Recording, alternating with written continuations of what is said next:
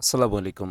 ১১ থেকে ২০ গ্রেড সরকারি চাকরির লিখিত পরীক্ষার প্রস্তুতি বাংলা বিষয়ের কারক ২য় লেকচারে আপনাদের সবাইকে জানাচ্ছি স্বাগতম।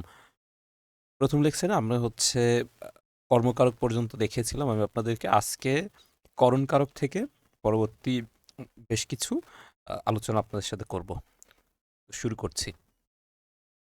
করণকারক। করণ শব্দটির অর্থ হচ্ছে যন্ত্র, সহায়ক বা উপায়। ক্রিয়া সম্পাদনের যন্ত্র, সহায়ক বা উপকরণকেই করণকারক বলে। ক্রিয়াকে কি, কি দ্বারা, কি উপায়ে, কিসের দ্বারা, কিসের সাহায্যে, কিভাবে ইত্যাদি দ্বারা প্রশ্ন করলে যে উত্তর পাওয়া যায় সেটি হচ্ছে করণকারক। এছাড়াও কাজটিতে সাধারণত বস্তু ব্যবহৃত হয়। যেমন একটা উদাহরণ দেখেন, নৌকাটিতে নদী পার হওয়া যায়। এখানে নদী পার হওয়া যায় কিসের সাহায্যে? সেটি হচ্ছে নৌকার সাহায্যে। সুতরাং নৌকা এই শব্দটি হচ্ছে করণকারক। আবার একই সাথে নৌকা কিন্তু একটি বস্তু। কাজটিতে সাধারণত মানুষের তৈরি নিয়ম থাকবে। যেমন তারা বল খেলে। এই খেলাধুলাটা আসলে কারা করে? মানুষ করে। সুতরাং এটা হচ্ছে মানুষের তৈরি নিয়ম। তো এখানে এই বলটা হচ্ছে করণকারক। করণকারকে বিভিন্ন বিভক্তির উদাহরণ: নীরা কলম দিয়ে লেখে। প্রশ্ন করেন কিসের দ্বারা লেখে? উত্তর কলম দ্বারা। এই কলম হচ্ছে যন্ত্র। সুতরাং কলম হচ্ছে করণে শূন্য বিভক্তি। জগতে কীর্তিমান হয় সাধনায়। প্রশ্ন করেন কি উপায়ে বা কিসের সাহায্যে কীর্তিমান হয়? উত্তর হচ্ছে সাধনায়। সাধনা হচ্ছে একটি সহায়ক বা উপকরণ। সুতরাং এখানে সাধনায় হচ্ছে করণে সপ্তমী। আলোয় আধার কাটে। এটি হচ্ছে করণে সপ্তমী। প্রশ্ন করেন কিসের সাহায্যে আধার কাটে? উত্তর হচ্ছে আলো। উদ্যমে সাফল্য আসে। করণে সপ্তমী বিভক্তি। লোকটি কানে খাটো। করণে সপ্তমী বিভক্তি। শিকারী বিড়াল গোপে চেনা যায়। করণে সপ্তমী বিভক্তি। প্রশ্ন করেন শিকারী বিড়াল কিসের সাহায্যে চেনা যায়? উত্তর হচ্ছে গোপ। সুতরাং এই গোপ হচ্ছে করণকারক। এরপরে আছে আচরণে ইতর ভদ্র চেনা যায়। এটি করণে সপ্তমী। কঠিন বাঁধনে বাধা। করণে সপ্তমী বিভক্তি। প্রশ্ন করেন কি উপায়ে বাধা? এটির উত্তর হচ্ছে বাঁধনে। সুতরাং এই বাঁধন হচ্ছে করণকারক। চারিদিকে ধোঁয়াতে আচ্ছন্ন হলো।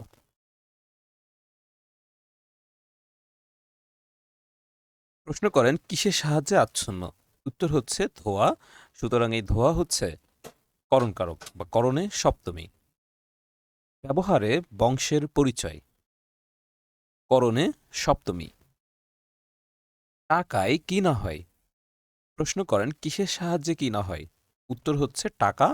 টাকা এখানে উপকরণ হিসেবে ব্যবহৃত হয়েছে। সুতরাং টাকা হচ্ছে করণে সপ্তমী বিভক্তি। এই রঙে ছবি ভালো হবে না।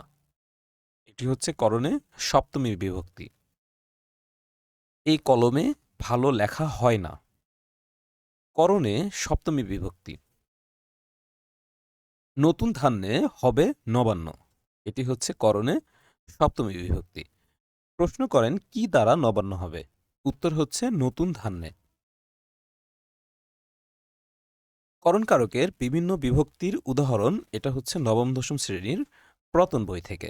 শূন্য বা অবিভক্তি, যেমন ছাত্ররা বল খেলে। ডাকাতেরা গৃহস্বামীর মাথায় লাঠি মেরেছে। তৃতীয়া বিভক্তি, লাঙল দ্বারা জমি চাষ করা হয়। মন দিয়া করসবে বিদ্যা উপার্জন।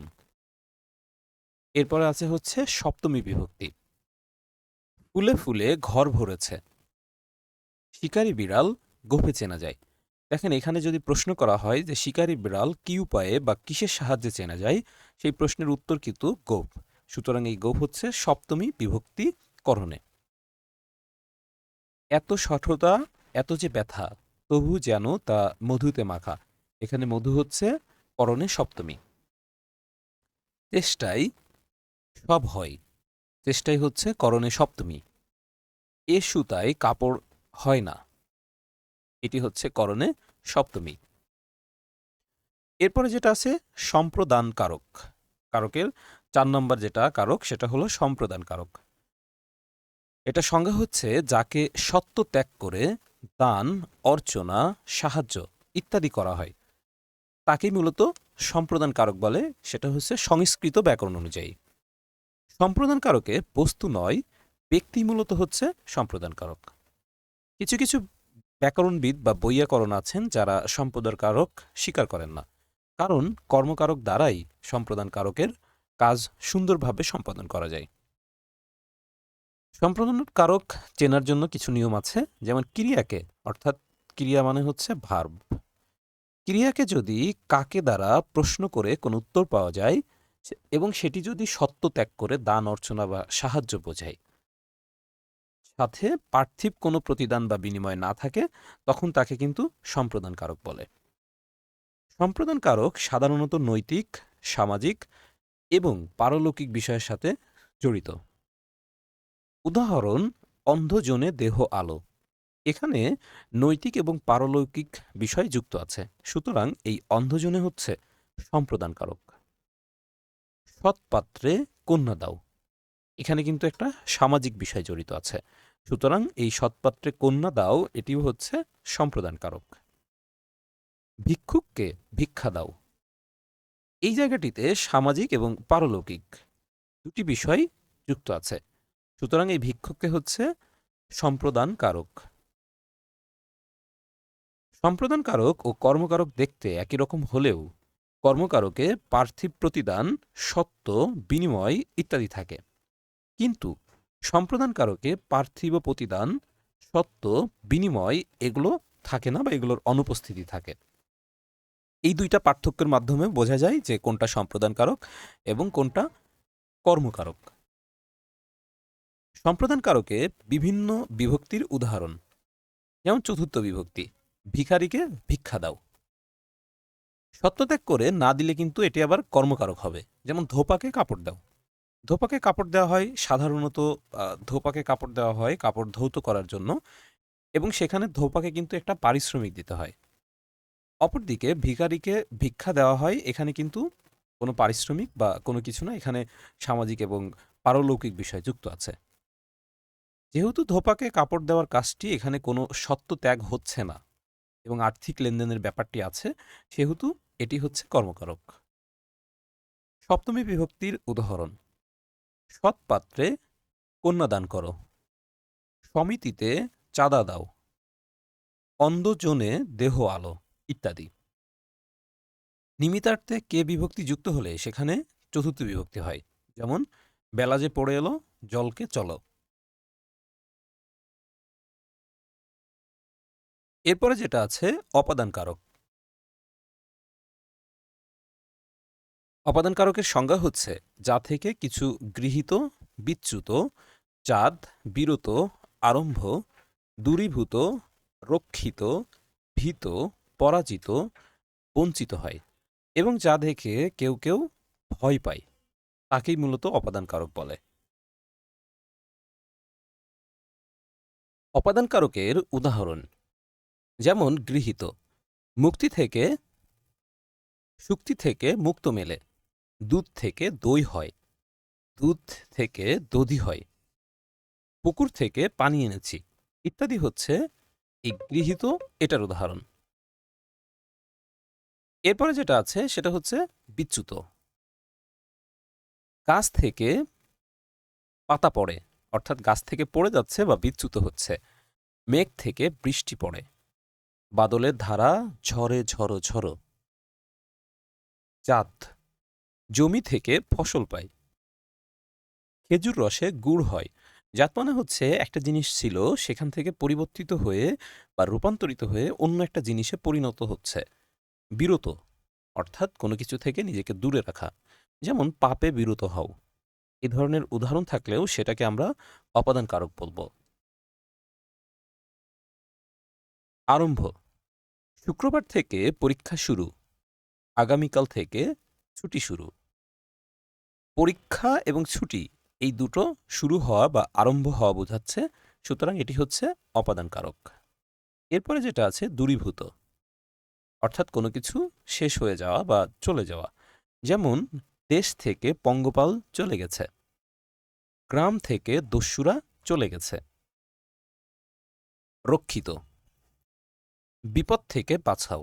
এই রক্ষিত অর্থ হচ্ছে রক্ষা করা, যেমন বিপদে মোরে রক্ষা করো। গরিবকে কম্বল দিয়ে ঠান্ডায় বাঁচাও। ভীত, বাঘকে ভয় পায় না কে? বাবাকে বড্ড ভয় পায়। বর্ষাকালে সাপের ভয়। এরপরে আছে আমি কি ডরাই সখী, ভিখারি রাঘবে।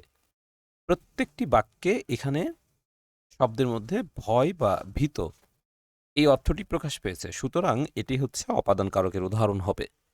পরাজিত, পরাজয়ে ডরে না বীর। বঞ্চিত, গরিবদের অধিকার থেকে বঞ্চিত করো না।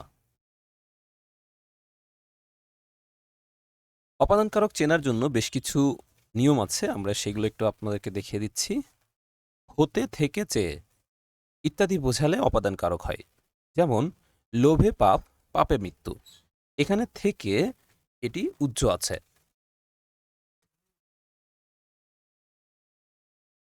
বক্তার মুখে যেন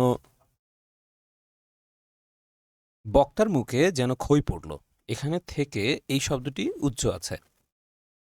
এরপর হচ্ছে ভিতর থেকে বাহিরে গেলে সেটি অপাদান কারক হয়, তবে বাহির থেকে কোনো জিনিস ভিতরে আসলে সেটি আবার অধিকরণ কারক হয়। যেমন স্কুল পালালে রবীন্দ্রনাথ হওয়া যায় না, এখানে স্কুল পালানো মানে হচ্ছে ভিতর থেকে বাইরে যাওয়া, সুতরাং এটি অপাদান কারক। মনে পড়ে সেই জ্যৈষ্ঠের দুপুরে পাঠশালা পলায়ন, এটি হচ্ছে অপাদান কারক। গাড়ি স্টেশন ছাড়ল, এটি অপাদান কারক।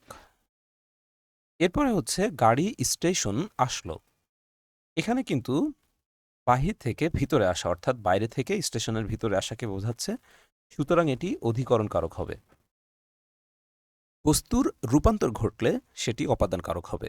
যেমন তিলে তৈল হয়, তিল থেকে তেলে রূপান্তর ঘটেছে। দুধ থেকে মাখন হয়, দুধ থেকে মাখনে রূপান্তর ঘটেছে। কত ধানে কত চাল, এখানে ধান থেকে চালে রূপান্তর হয়েছে, সুতরাং কোনো বাক্যে যদি অর্থ রূপান্তর বোঝায় তখন সেটি অপাদান কারক হয়। একটি জিনিসের সাথে আরেকটি জিনিসের তুলনা বোঝালে অপাদান কারক হয়। যেমন মেসি রোনাল্ডোর চেয়ে ভালো, মেসি এবং রোনালদোর মধ্যে তুলনা বোঝাচ্ছে। শচীন লারার চেয়ে ভালো, দুজনের মধ্যে তুলনা বোঝাচ্ছে, সুতরাং এটি অপাদান কারক। সুখের চেয়ে শান্তি ভালো, এটিও তুলনা বোঝাচ্ছে, সুতরাং এটি অপাদান কারক। নির্দিষ্ট সময়ের মধ্যে কোনো কাজ করা বোঝালে অপাদান কারক হয়। যেমন সে 3 দিন ধরে অসুখে ভুগছে, এই 3 দিন স্পষ্ট করে বা নির্দিষ্ট করে বোঝানো হচ্ছে, এজন্য এটি অপাদান কারক হিসেবে নির্ণীত হবে। 14 তারিখ পর্যন্ত প্রতিষ্ঠান বন্ধ থাকবে। 14 তারিখ পর্যন্ত, এই পর্যন্ত দ্বারা 14 তারিখকে নির্দিষ্ট করে বোঝানো হচ্ছে, যে কারণে এটি অপাদান কারক।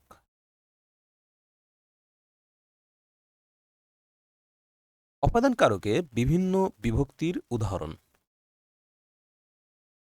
প্রথমা বা শূন্য বিভক্তি, বোটা আলগা ফল গাছে থাকে না। মনে পড়ে সেই জ্যৈষ্ঠের দুপুরে পাঠশালা পলায়ন, ইত্যাদি হচ্ছে অপাদান কারকে শূন্য বিভক্তি। অপাদান কারকে দ্বিতীয়া বিভক্তি, বাবাকে বড্ড ভয় পায়। ষষ্ঠী বিভক্তির উদাহরণ হচ্ছে যেখানে বাঘের ভয় সেখানে সন্ধে হয়। সপ্তমী বিভক্তি, বিপদে মোরে করিবে ত্রাণ, এ নহে মোর প্রার্থনা। লোক মুখে শুনে এসেছি। তিলে তৈল হয়, টাকায় টাকা হয়, এই প্রত্যেকটি হচ্ছে অপাদান কারকে সপ্তমী বিভক্তির উদাহরণ। বিভিন্ন অর্থে অপাদানের ব্যবহার, যেমন স্থানবাচক, তিনি চট্টগ্রাম থেকে এসেছেন। দূরত্ববাচক, ঢাকা থেকে চট্টগ্রাম 200 কিলোমিটারেরও বেশি। নিক্ষেপ, বিমান থেকে বোমা ফেলা হয়েছে। এরপরে যেটা আছে সেটা হচ্ছে অধিকরণ কারক। অধিকরণ কারকের সংজ্ঞা হচ্ছে ক্রিয়া সম্পাদনের সময়, স্থান বা বিষয়কে অধিকরণ কারক বলা হয়। অর্থাৎ কোনো বাক্যে যদি নির্দিষ্ট করে কোনো সময় বা কাল, স্থান বা আধার এবং কোনো একটা নির্দিষ্ট বিষয়কে বোঝায়, সেটিকে অধিকরণ কারক বলে। অধিকরণ কারকে বেশিরভাগ ক্ষেত্রে এ অন্তস্ততে অর্থাৎ সপ্তমী বিভক্তি যুক্ত হয়। উদাহরণ যেমন স্থান, আমরা রোজ স্কুলে যাই। কোথায় যাই? স্কুলে যাই। এই বাড়িতে কেউ নেই। কোথায় কেউ নেই? বাড়িতে কেউ নেই। ক্রিয়াকে কোথায় দ্বারা প্রশ্ন করলে যে উত্তর পাওয়া যায় সেটা অধিকরণ কারক হবে। কাল বা সময়, প্রভাতে সূর্য ওঠে। ক্রিয়াকে প্রশ্ন করেন সূর্য কোথায় ওঠে? উত্তর হচ্ছে প্রভাতে। এরপরে বিষয় দিয়ে একটা উদাহরণ হচ্ছে জিম গণিতে ভালো। সুতরাং এখানে গণিত এটা দ্বারা বিষয়কে বোঝাচ্ছে, তাই এটি অধিকরণ কারক। অধিকরণ কারকের বিভিন্ন উদাহরণ: আমি কলেজে যাব। প্রশ্ন করেন কোথায় যাব? উত্তর হচ্ছে কলেজে। এই কলেজ হচ্ছে অধিকরণে সপ্তমী বিভক্তি। বাবা বাড়িতে নেই। অধিকরণে সপ্তমী। লঙ্ঘি এ সিন্দুর প্রলয়ের নিত্য। অধিকরণে ষষ্ঠী। আপনি কি পুকুরে গোসল করবেন? এটি হচ্ছে অধিকরণে সপ্তমী। মনেতে আগুন জ্বলে, চোখে যে জ্বলে না।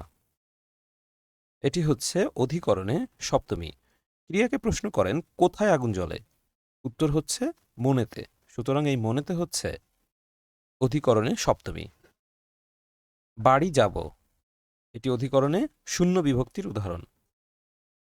অধিকরণ কারক চেনার আরেকটি উপায় হচ্ছে ক্রিয়াকে কখন দ্বারা প্রশ্ন করলে যে উত্তর পাওয়া যায় সেটা অধিকরণ কারক। অধিকরণ কারকের বিভিন্ন উদাহরণ: সে আজ ঢাকা যাবে। প্রশ্ন হচ্ছে কখন যাবে? উত্তর হচ্ছে আজ। সুতরাং আজ হচ্ছে অধিকরণে শূন্য বিভক্তি। চিরদিন তোমারে চিনি। অধিকরণে শূন্য বিভক্তি। আগামীকাল ফুটবল খেলা দেখব। খেলা দেখব, কখন খেলা দেখব? উত্তর হচ্ছে আগামীকাল। সুতরাং এটি হচ্ছে অধিকরণে শূন্য বিভক্তি। রোববার স্কুল বন্ধ। অধিকরণে শূন্য বিভক্তি। প্রশ্ন হচ্ছে কখন স্কুল বন্ধ? উত্তর রোববার। অপাদান অধিকরণ কারক চেনার আরেকটি নিয়ম হচ্ছে ক্রিয়াকে কোনো বিষয় দ্বারা প্রশ্ন করলে যে উত্তর পাওয়া যায় সেটা অধিকরণ কারক। অধিকরণ কারকের বিভিন্ন উদাহরণ: সুমাইয়া বাংলায় কাঁচা। প্রশ্ন হচ্ছে কোন বিষয়ে কাঁচা? উত্তর বাংলায়। বাংলা হচ্ছে অধিকরণে সপ্তমী বিভক্তি। হুজাইফা যুদ্ধে পারদর্শী। প্রশ্ন হলো কোন বিষয়ে পারদর্শী? উত্তর হচ্ছে যুদ্ধে পারদর্শী। এই যুদ্ধে হচ্ছে অধিকরণে সপ্তমী বিভক্তি। আল আমিন ক্রিকেট খেলায় ভালো। কোন বিষয়ে ভালো? উত্তর হচ্ছে ক্রিকেট খেলায়। ক্রিকেট এটি হচ্ছে অধিকরণে শূন্য বিভক্তি। অধিকরণ কারককে তিন ভাগে ভাগ করা হয়। একটা হচ্ছে কালাধিকরণ, আধারাধিকরণ আর সর্বশেষ হচ্ছে ভাবাধিকরণ। কালাধিকরণ মূলত সময় সম্পর্কিত। ক্রিয়া সম্পাদনের কাল বা সময়কে কালাধিকরণ বলা হয়। সকালে ঘুম থেকে ওঠা ভালো, এখানে সকালে এটা হচ্ছে সময় সম্পর্কিত। বর্ষাকালে বৃষ্টি হয়, এই বর্ষাকালও হচ্ছে সময় সম্পর্কিত। এজন্যকে এইগুলোকে বলা হয় কালাধিকরণ, অধিকরণ। এরপরে যেটা আছে ভাবাধিকরণ। ক্রিয়া সম্পাদনের ভাব বা অভিব্যক্তি প্রকাশ করাকে ভাবাধিকরণ বলে। সর্বদাই সপ্তমী বিভক্তির প্রয়োগ হয় বলে এই ভাবাধিকরণকে কখনো কখনো ভাবে সপ্তমী বলা হয়। যেমন সূর্যোদয়ে অন্ধকার দূরীভূত হয়, কান্নায় শোক মন্দীভূত হয়। আধারাধিকরণ বা স্থান সম্পর্কিত। আধারাধিকরণকে তিন ভাগে বিভক্ত করা হয়: ঐকদেশিক, অভিভাবক ও বৈষয়িক। ঐকদেশিক বিরাট একটি স্থানের ক্ষুদ্র অংশ জুড়ে থাকলে তাকে ঐকদেশিক বলে। যেমন পুকুরে মাছ আছে, পুকুরের যে কোনো এক স্থানে বোঝাচ্ছে। বনে বাঘ আছে, বনের যে কোনো এক অংশে বোঝাচ্ছে। আকাশে চাঁদ উঠেছে, আকাশের যে কোনো এক অংশকে বোঝাচ্ছে। সামীপ্য অর্থেও ঐকদেশিক অধিকরণ হয়। যেমন ঘাটে নৌকা বাঁধা আছে, ঘাটের কাছে। দুয়ারে দাঁড়ায় প্রার্থী ভিক্ষা দেহ তারে, দুয়ারের কাছে। রাজার দুয়ারে হাতি বাঁধা। এরপরে আছে অভিব্যাপক। বিরাট বা ক্ষুদ্র স্থানের সবটুকু জুড়ে, অর্থাৎ এটা একটা পুকুর, এই পুকুরের সবটুকু জুড়ে যখন কোনো কার্য সম্পাদন হয়, ঠিক এরকম বিরাট বা ক্ষুদ্র স্থানের সবটুকু জুড়ে থাকলে তাকে অভিব্যাপক বলে। যেমন তিলে তৈল হয়, তিলের সারা অংশব্যাপী। নদীতে পানি আছে, পুরো নদীর অংশব্যাপী। এরপরে আছে বৈষয়িক। কোনো বিষয়ে দক্ষতা কিংবা দুর্বলতা বোঝালে তাকে বৈষয়িক বলে। রাকিব অঙ্কে কাঁচা, কিন্তু ব্যাকরণে ভালো। আমাদের সেনারা সাহসে দুর্জয়, যুদ্ধে অপরাজেয়। অধিকরণ কারকে অন্যান্য বিভক্তি। প্রথমা বা শূন্য বিভক্তি। আমি ঢাকা যাব, এটা স্থান বোঝাচ্ছে। বাবা বাড়ি নেই, স্থান বোঝাচ্ছে। তৃতীয়া বিভক্তি। খিলিপান দিয়ে ওষুধ খাবে। এরপরে আছে পঞ্চমী বিভক্তি। বাড়ি থেকে নদী দেখা যায়। সপ্তমী বিভক্তি। এই বাড়িতে কেউ নেই। অধিকরণে অনুসর্গের ব্যবহার। ঘরের মধ্যে কে রে, তোমার আসন পাতিব হাটের মাঝে, ইত্যাদি বাক্যগুলো হচ্ছে অধিকরণে অনুসর্গের ব্যবহার। এক নজরে ৬টি কারক। কারক হচ্ছে ৬টি: কর্তৃকারক, কর্মকারক, করণকারক, সম্প্রদান, অপাদান এবং অধিকরণ। কর্তৃকারক ক্রিয়াকে কে বা কারা দ্বারা প্রশ্ন করলে যে উত্তর পাওয়া যায় সেটি হচ্ছে কর্তৃসম্বন্ধ বা কর্তৃকারক।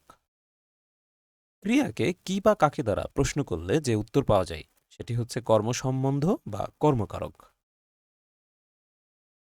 ক্রিয়াকে কি দ্বারা, কি উপায়ে, কিসের দ্বারা, কিসের সাহায্যে, কিভাবে ইত্যাদি দ্বারা প্রশ্ন করলে যে উত্তর পাওয়া যায়, অথবা কাজটিতে সাধারণত বস্তু ব্যবহৃত হবে বা মানুষের তৈরি নিয়ম ব্যবহৃত হবে, তখন সেগুলো করণকারক। এরপর আছে সম্প্রদানকারক। সত্য ত্যাগ করে কাউকে কিছু দান করলে সেটা সম্প্রদানকারক। সম্প্রদানকারকে সাধারণত নৈতিক, সামাজিক ও পারলৌকিক বিষয়ের সাথে জড়িত থাকবে। অপাদানকারক নির্ণয় করার জন্য কোনো বাক্যে যদি গৃহীত, বিচ্যুত, জাত, বিরত, আরম্ভ, দূরীভূত, রক্ষিত, পরাজিত, বঞ্চিত হয় এবং ভয় পাওয়া বোঝায়, তখন সেটি অপাদানকারক হবে। এছাড়াও বাক্যে হতে, থেকে, যে ইত্যাদি স্পষ্টভাবে বোঝা গেলে সেটিও অনেক সময় অপাদানকারক হয়। ভিতর থেকে বাহিরে গেলে সেটি অপাদানকারক। কোনো বস্তুর রূপান্তর ঘটলে, দুইটি বস্তুর মধ্যে তুলনা বোঝালে, নির্দিষ্ট করে সময় বোঝালে ইত্যাদি ক্ষেত্রে সেই বাক্যগুলো অপাদানকারক হিসেবে বিবেচিত হবে। স্থান, সময় বা বিষয় বোঝালে তখন সেটি অধিকরণকারক। এছাড়াও ক্রিয়াকে কোথায়, কখন, কোন বিষয়ে দ্বারা প্রশ্ন করলে যে উত্তর পাওয়া যায় সেটিও অপাদানকারক, অধিকরণকারক। এরপর আছে সম্বন্ধ পদ ও সম্বোধন পদ। সম্বন্ধ পদ ক্রিয়াপদের সঙ্গে সম্পর্ক না রেখে যে নামপদ বাক্যস্থিত অন্য পদের সঙ্গে সম্পর্কযুক্ত হয় তাকে সম্বন্ধ পদ বলে। ক্রিয়ার সঙ্গে সম্বন্ধ পদের সম্বন্ধ নেই বলে সম্বন্ধ পদকে কারক বলা হয়। সম্বন্ধ পদের বিভক্তি। সম্বন্ধ পদে র এর বিভক্তি যুক্ত হয়ে থাকে। যেমন মতিন যোগ এর, মতিনের। সময়বাচক অর্থে সম্বন্ধ পদে কার, কের বিভক্তি যুক্ত হয়। যেমন আজিকার, কালিকার। এখানে একটা উদাহরণ হচ্ছে মতিনের ভাই বাড়ি যাবে। এখানে মতিনের সঙ্গে ভাইয়ের সম্পর্ক আছে, কিন্তু যাবে ক্রিয়াপদের সাথে কোনো সম্বন্ধ নেই। এরপর আছে সম্বোধন পদ। সম্বোধন পদটির অর্থ আহ্বান। যাকে সম্বোধন বা আহ্বান করে কিছু বলা হয় তাকে সম্বোধন পদ বলে। সম্বোধন পদ বাক্যের অংশ, কিন্তু বাক্যস্থিত ক্রিয়াপদের সঙ্গে কোনো সম্বন্ধ থাকে না বা সম্বোধন পদ কারক নয়। ওহে মাঝি, আমাকে পার করো। সুমন, এখানে এসো। সম্বোধন পদ চেনার উপায়। সম্বোধন পদের পূর্বে ওগো, ওরে, হে, ওঘো, অই প্রভৃতি অব্যয়বাচক শব্দ বলে সম্বোধন সূচনা করে। উদাহরণ: ওগো, তোরা জয়ধ্বনি কর। ওরে আস তোরা যাসনে ঘরের বাহিরে। অয় নির্মল উষা, কে তোমাকে নির্মিল, ইত্যাদি। অনেক সময় শুধু সম্বন্ধসূচক অব্যয়টি কেবল সম্বোধন পদের কাজ করে। সম্বোধন পদের পরে অনেক সময় বিস্ময়সূচক চিহ্ন দেওয়া হয়। এই ধরনের বিস্ময়সূচক চিহ্নকে সম্বোধন চিহ্ন বলা হয়ে থাকে। আধুনিক নিয়মে সম্বোধন চিহ্ন স্থানে কমা চিহ্নের প্রয়োগই বেশি হয়, যেমন ওরে খোকা, যাবার সময় একটা কথা শুনে যাস, ইত্যাদি। তো প্রিয় দর্শক, আজকের লেকচারে এই পর্যন্তই। পরবর্তী লেকচারে আমরা পরের যে অংশটুকু আছে সেই অংশটুকু নিয়ে আলোচনা করব। আমি পরবর্তী লেকচারে নবম দশম শ্রেণীর নতুন বইয়ের যে নিয়মগুলো আছে সেগুলো দেখানোর চেষ্টা করব। ভালো থাকবেন সবাই, ধন্যবাদ।